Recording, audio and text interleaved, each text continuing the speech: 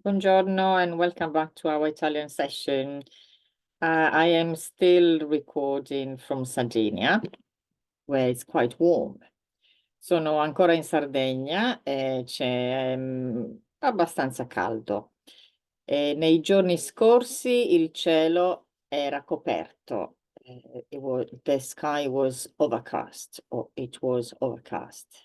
Quindi era anche molto umido, che non è proprio bello perché non si può fare molto.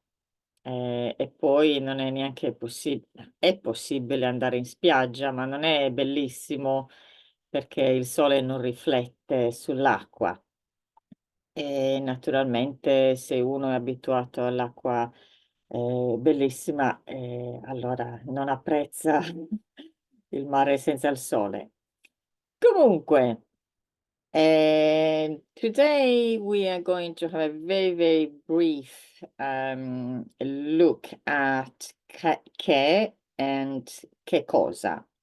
So let's share our page, which I have prepared a little bit.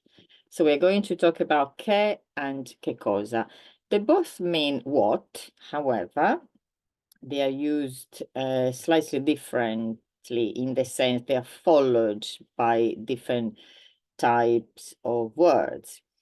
The rule is that che is followed by a noun and che cosa is followed by a verb. For example, you can say, I'm going to write it down as well.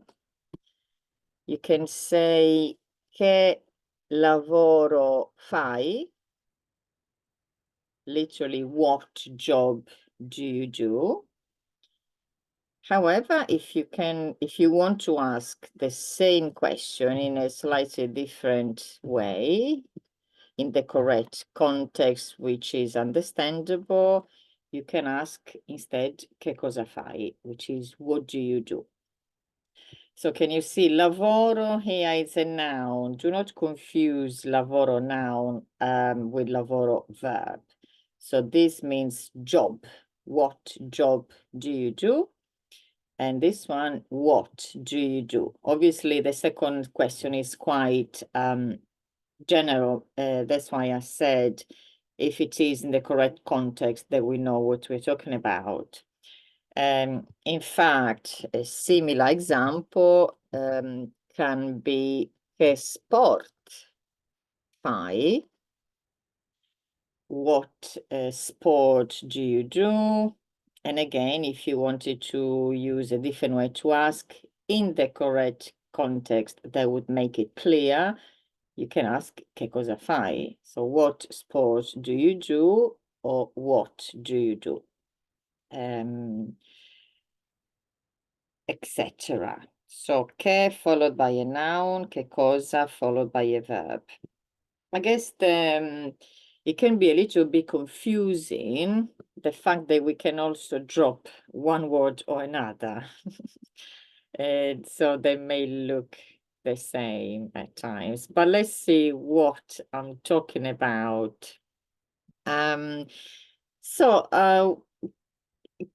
as I said, che followed by a noun stays like this. There are no other ways to use it. I'll say something about che followed by noun, by a noun a little bit later without getting it all confused maybe now.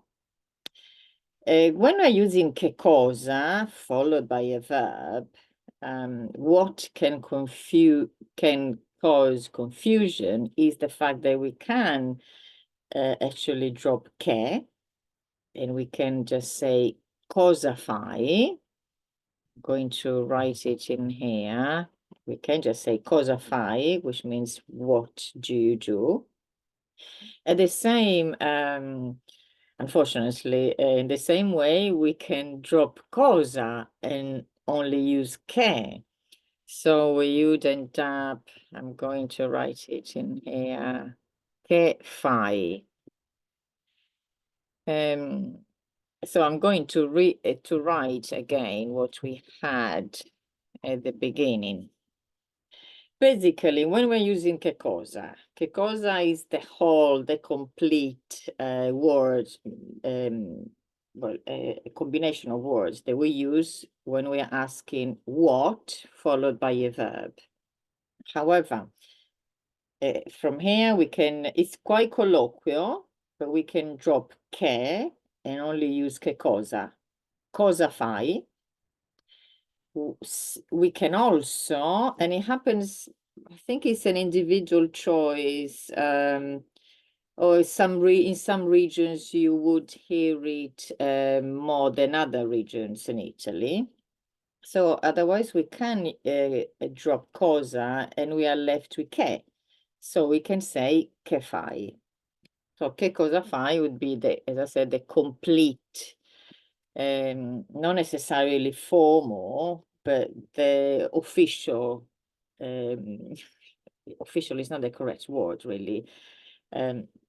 But so it's the complete expression, che cosa fai? We can drop cosa or we can drop che.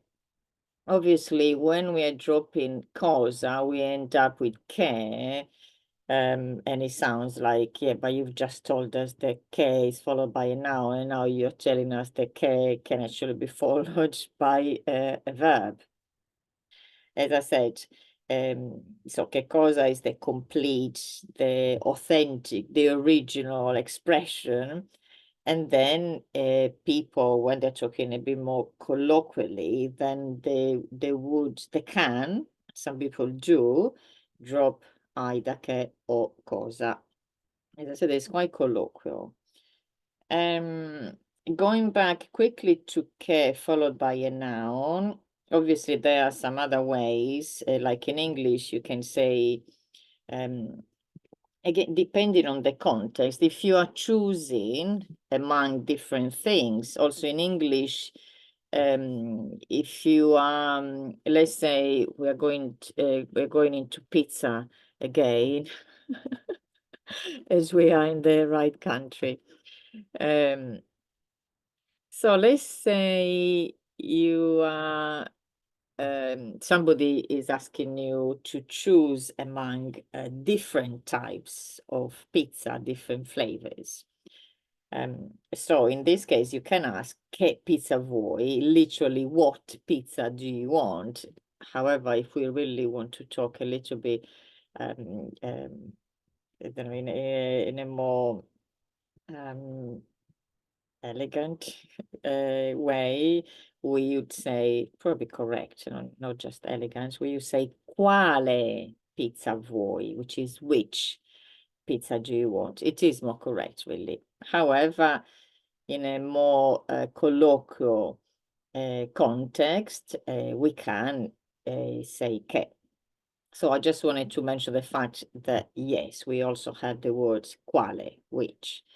But for the purpose of this video, I just wanted to talk about che and che cosa and the difference between them. So I hope this is clear, and please do ask more questions if you want, if something is not clear or if you want to know more. What I wanted to add very quickly is also the use of chi and che. I'm not going to talk about all the uses and all the different contexts. I'm only going to mention one example, which is what can cause confusion again for learners of Italian. So chi, when do we use chi? Chi means who. Chi, we only use it in questions.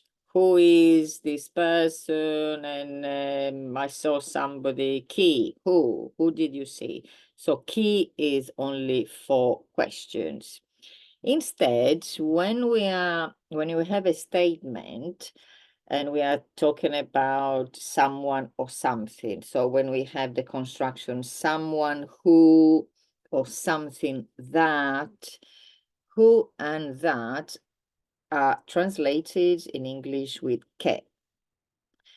So in this case in particular, when we've just said who is key, in this case we said you can only use che, you cannot use chi. You cannot say qualcuno chi. You need to say qualcuno che. And the reason, as I said earlier, is that chi is only used for questions. Che instead is used for this type of constructions, which are instead statements. Again, a very, very brief explanation. So I do hope that is enough. If it's not, please do ask me, leave a comment, ask me more questions. And as I'm here, please, when you listen to the videos, do like them, subscribe to the channel, that helps, and also share the videos with whoever may find them useful. Let me remind you that I also do private lessons, so you can contact me. There is an email, or you can just leave a comment with your email address, and I will reply. The lessons are with Zoom, one-to-one or very, very small group, 2-3 people. Quite flexible because I work online. I'm lucky enough to work online, so I can come to Sardinia if I need to, when I need to, and then go back to the UK, which is where I actually live. As I said, quite flexible, although it's always a good idea to keep same day and time, just to have a bit of a routine. Obviously there are always things that come up. Anyway, I hope you are having a good time.